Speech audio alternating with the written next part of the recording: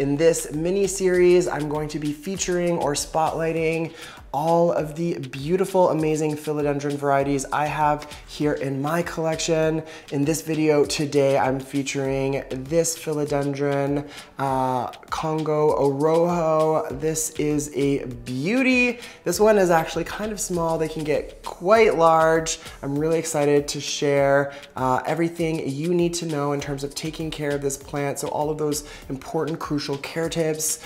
Today, I will not be repotting this plant. It is just fine in the pot that it's currently in, but I'll still explain kind of the ideal soil composition that you'll want to use. And I'm going to be ranking this plant, this Philodendron Congo Rojo, in terms of easy to difficult in terms of care for all of philodendron, just generally speaking. So if you're into all of that, plus of course a little bit more, stay tuned.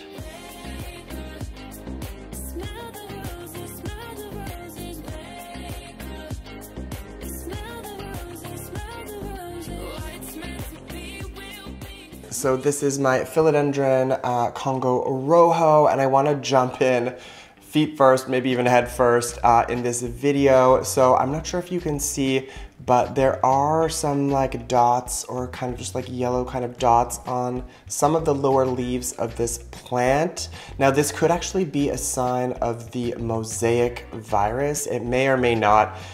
It's kind of hard to tell. What I do know is that this plant does seem to be all right, and you know, getting there, doing really well. The upper leaves definitely don't have any of this kind of splotchiness on it.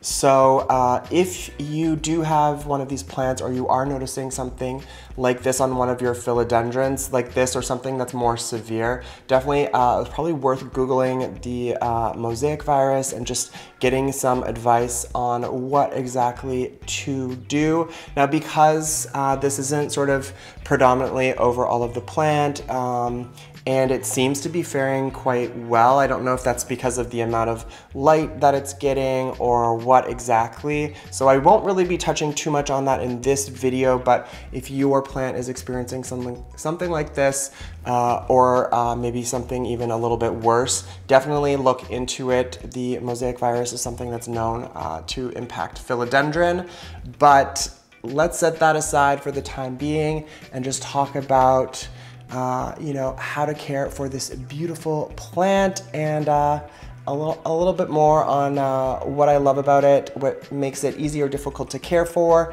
and all of the care tips. Thanks for checking out this video. I'm Tyler. If you like what you're seeing, or you find this video to be useful, don't forget to give it a thumbs up.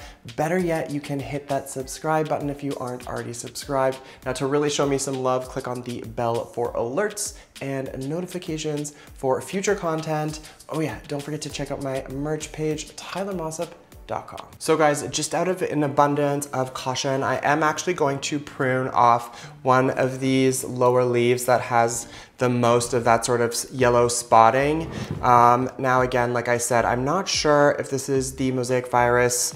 It is something that a plant can recover from, at least with the little research that I've done. But like I said, if this is something that's impacting one of your philodendron or your Philodendron Congo Rojo, definitely do some Google searching and see what you can find. Yeah, so like I said, just out of an abundance of caution, I'm going to just remove this lower leaf. But these upper leaves definitely don't have any of that, so I feel like this is faring okay. And I have read that one other thing you can do is just kind of remove your plant. If it's like the summertime, maybe you could put it outdoors and give it a little bit more natural light, and that might help as well. So I'm just going to get rid of this leaf like so, and then I'm just going to remove that and compost it outdoors. But yes, I'm not repotting this one today, but if you are in need of repotting any of your philodendron, I recommend getting a container with a really good drainage, using an aeroid mix. I typically use a combination of peat moss, pine bark, horticultural charcoal, maybe some grit, perlite. I think I mentioned peat moss. What am I forgetting?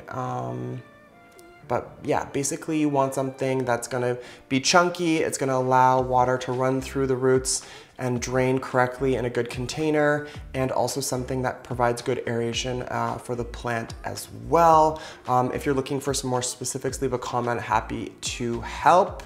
But let's start with how easy or difficult I think this plant is to care for. Now, obviously the mosaic virus is like this whole thing. It could impact any philodendron, but I don't really want to include that in my decision making. I want to kind of assume that we're talking about like a healthy plant to begin with.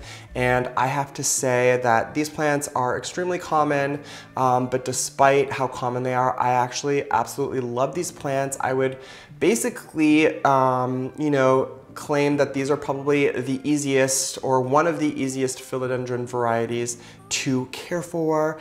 Despite how common they are and how simple they are, they're so gorgeous because they do grow relatively quickly, and this is really small. They can get much larger, and it's when you get to that larger, medium large size that it gives off that amazing sort of tropical vibe and essence of, like, you know, the jungle. I mean, it's called the Philodendron Congo Rojo for a reason. These things just give off, like I said, jungle. And actually, when I was recently in Austin, I was at like a bird kind of like, I don't know what it was called, sanctuary type thing, and they had like this indoor environment that they had created for all of these like tropical birds. And what was all around the interior, what plants were they using? None other than this one. So, and I think I've been to the zoo in Montreal, which is also pretty cool, and I'm pretty sure they have a ton of these everywhere as well. So really common, but so beautiful. Don't underestimate these. Definitely worth having, and they are incredibly easy to care for. So I definitely recommend them. So let's jump into care tips, and yeah, let's do that. Here's another quick look at the leaf that I removed. Now you can see pretty clearly the little kind of dots that are kind of surrounding the perimeter of the leaf. So let me know, do you guys have any of these on yours? Are you worried that it may be the mosaic virus or what? Leave a comment down below. Let's run through these care tips really quickly. Now, these hold true for most philodendron, and the Philodendron Congo Rojo is no exception. So we've already touched on soil composition and container. Let's run through some of the other things that are important when it comes to caring for these plants. So in terms of light, you're gonna wanna provide them really good, bright, indirect light. So something east facing, or if you have a nice, beautiful south facing window, you can inset them so that it becomes more bright and direct and not closer to direct sunlight. If it's really close to the window, then you're at risk of kind of giving the plant too much light and burning foliage. So by setting it back, you're giving it nice, bright, indirect light. That's what these plants love. So that's what I would try to do. When it comes to fertilizing your philodendron, that is something that's really important, especially in the spring and summer and that growing season. Now you can use philodendron made fertilizer, so something that's very specific for this variety or type of plant. I've been okay for this plant using a liquid diluted fertilizer, just kind of more generic thing.